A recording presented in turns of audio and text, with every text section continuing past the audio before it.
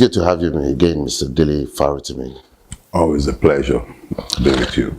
The battle for the determination of the winner of the February 25th presidential election has started with the legal fireworks at the presidential tribunal, while Nigerians wait with bated breath. The questions for now is, what's your assessment of the presidential election tribunal so far? Has it lived up to expectation, and is the arc of moral universe bending towards justice? Nigeria is a funny country. We had an election, but we're in court, waiting for the court to tell us the winner. Nigeria is a funny country. Then we talk about the arc of justice bending. Look, Nigeria leaves me flummoxed a lot of times. Flummoxed in the sense that we are forced to discuss, analyze, and debate madness in the place of you can't even, it's becoming almost impossible to contemplate Nigeria rationally, because even the question you have had, to begin to unpack all the bits and pieces of it, demands the abdication of the use of one's senses before one might even begin to grapple with the issues. We trooped out in our numbers the 25th of February. Across the length and breadth of Nigeria, I supported Peter Gregory Obi. Other people had their preferences, and that's fine. That is the beauty of what is called democracy. But INEC and everybody constitutionally, quote and unquote, charged with the duties of ensuring a peaceful, free, and fair election, did everything to ensure that nothing of the sort happened. But that's INEC. We've debated INEC enough. And the question you asked, more or less, is about the judiciary now. Now, my views on the Nigerian judiciary are in the public space. Doesn't need any repetition. I have no confidence in our judiciary. That is not, it's not a statement born of extremes. It's a statement based on the objective realities on the ground. We're told that the judiciary is the last hope of the common man. But that presumes an independent judiciary. It also presumes the rule of law. It also presumes the presence of citizens who are all equal before the law. None of these are the case in Nigeria. The Nigerian Supreme Court has proven itself repeatedly to be the chambers of absurdities. We saw the Machina decision. We witnessed the Akpabio insanity,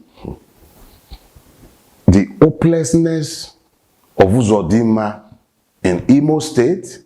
These are but mere examples of the madness that has come to permeate our judiciary. Defines its very essence. You can't even ask a year one law student to make you can't excuse those errors from a new wig. How much more, men? Those are not errors. So let me just put it this way. The tribunal has the opportunity to redefine exactly the meaning of justice in Nigeria. He has the opportunity. I'm not saying that it must declare one person or the other, but it must do justice. To do justice is to look at the laws for all they are what? Dispassionately. Look at the rules that INEC itself made, the guidelines it set, and then determine whether whether the man known as Bola Ahmed Tinubu indeed satisfied the conditions set out as being necessary to be elected the president of Nigeria. I'm not holding my breath, but I am saying categorically that it is up to these men and women. I don't know who they are. I've not bothered to check the composition of the court, and I'm being careful not to tie everybody with the same brush. It is up to them to decide how they will be remembered by history. That's not for Dele Farotimi. They have a choice. They are the ones who will be sat or who are sat on the panel. They have names. Their names will be remembered either for good or for bad. I doubt any one of them is less than 50 years old. I'm 55. You won't live forever. So if they elect to have their consciences purchased, and we've seen enough in the public space to suggest that such subterranean moves are already being made. There's the leaked audio of Gandola and Masari clearly explaining the rationale for Kwankwanso's inclusion in Tinubu's cabinet. They are hoping to compromise the judiciary. So these are all things that are entirely up to them. Yorubas will say,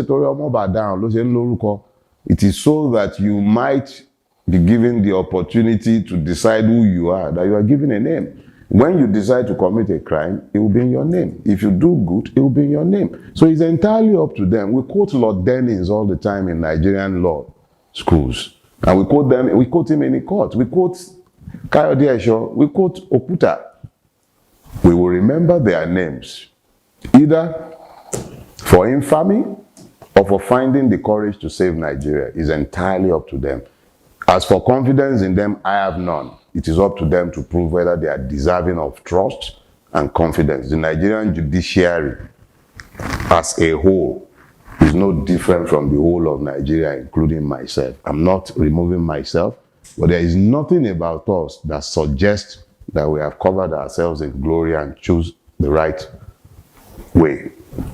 Well, it's up to them. They are individuals. They have names. History will remember them for whatever they do. I remember in a recent interview we had with you some couple of weeks back, so reiterated the fact that this presidential tribunal will afford the Nigerian masses to see the benuding or the nuding of the Nigerian, elite, so to speak, who have hijacked the entire process itself. Do you still see that happening even with this? And does that... It's already happening. You're not paying attention. See, the Apapa circus, the Arabambi orchestra, all those are part and parcel of the unnuding. It's just not immediately evident. Why would a man who should be preparing for posterity elect to mortgage himself to the chariots that Papa has lent himself to? How? How? So those are part of the circus. So you're already seeing all kinds of persons emerging from the woodworks. You're already seeing all kinds of strange things happening. But that is only because instead of taking to the streets in the immediate aftermath of the electoral heist, the candidate of the Labour Party was specific in making clear to his followers, no violence, no violent demonstrations were going to cut. So the moment he served notice about going to court, those who had never been interested in the truth coming out went into overdrive to decide how to distract the people. Remember, I said to you that it will afford us an opportunity to benude the Nigerian state, the corrupt INEC chairman, and it would also force the judiciary into having to do the right thing, because there is overwhelming evidence of the electoral rape and brigandage that took place both on the 25th and in the subsequent election of, I believe that was March 18th. So it's not like we have a scarcity of evidence to prove our allegations that Yakubu stole an election on behalf of a man who is essentially a career criminal. So we've said this repeatedly, and we are confident when we said that we will prove this before the tribunal. Now, in order for that to be minimized, they started all kinds of games. And all you have to do is to take a step back and begin to look.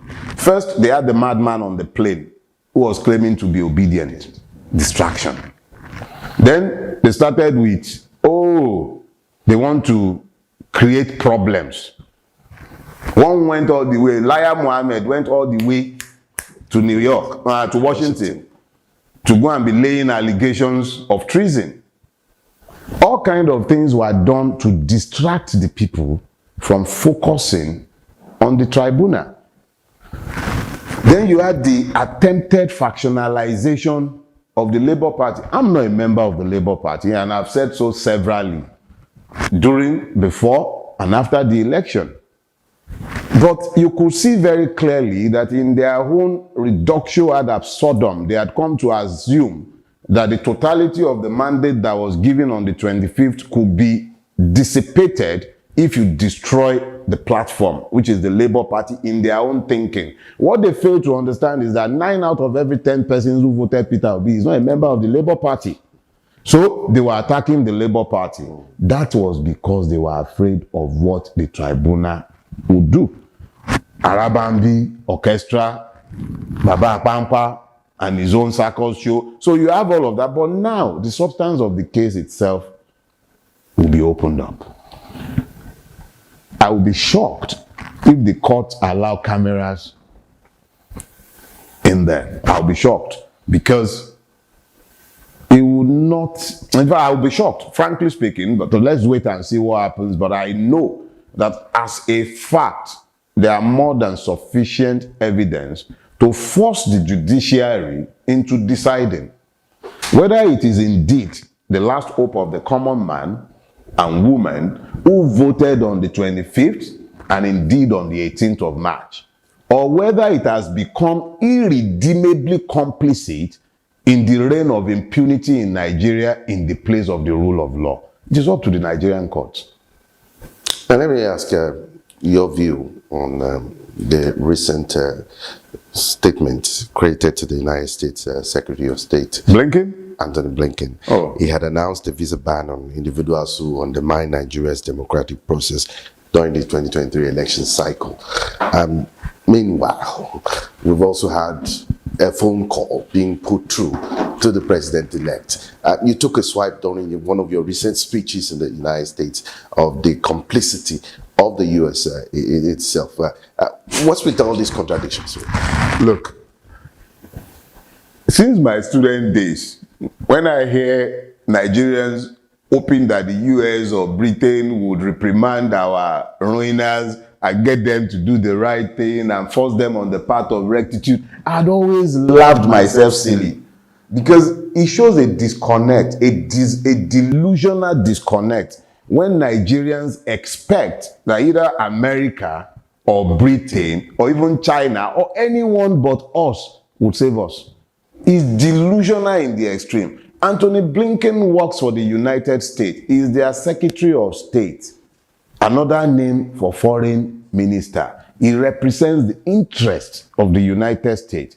The interest of the United States and the interest of Nigeria, or at least the people of Nigeria, are not the same. They are not the same. The wealth of the West is predicated on an assumption of African slavery, or at best, subservience.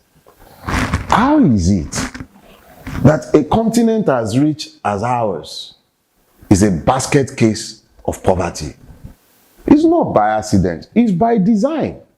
So if Anthony Blinken in one breath announces a ban, nobody knows who's on the list.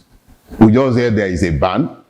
And then in another breath, he's busy congratulating our career criminal on whom they have, whose file with them, God knows how thick. Let me be clear, I'll remind you of something that I think it was Kissinger. Kissinger said, Anthony Noriega is a bloody dictator, but he is our bloody dictator. It is up to Nigerians to determine what is in their own enlightened selfish interest. For them to continue to wait for America to tell them what is in their enlightened selfish interest, or to fight our battles for us, will be most stupid in the extreme. Nigerian ruiners steal money here. They take it to America. They take it to Britain. They take it all over the world. They purchase passports. They are welcomed. Their monies sit comfortably in foreign banks. Me, on this my last trip to America, I even tried to open an account so that I won't be spending cash up and down the place like a madman. You know what they told me? They can't open an account for me. I'm a Nigerian. Bola Tinubu has accounts there. He could even afford to lose $460,000 to them 30 years ago. 30 years ago. 460,000 naira 30 years ago. But America has no problem with that. Every Nigerian ruiner has a home in Britain. They have no problem with that.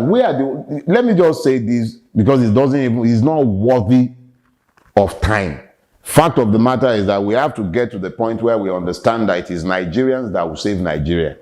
And if Nigeria will progress, it is Nigerians that would have to progress Nigerians. If we must have strategic engagement with other members of the human community, it must be on terms that are beneficial to Nigerians. America that wouldn't even lend us arms to fight Boko Haram, vast part of, look, to continue looking to the West or the East or anyone else for that matter is stupid in the extreme. And that's why we're in the mess we are in. We should look to ourselves. Forget America. They are not our friends. They are not our enemies either. It's their own strategic interests that they are after, not ours.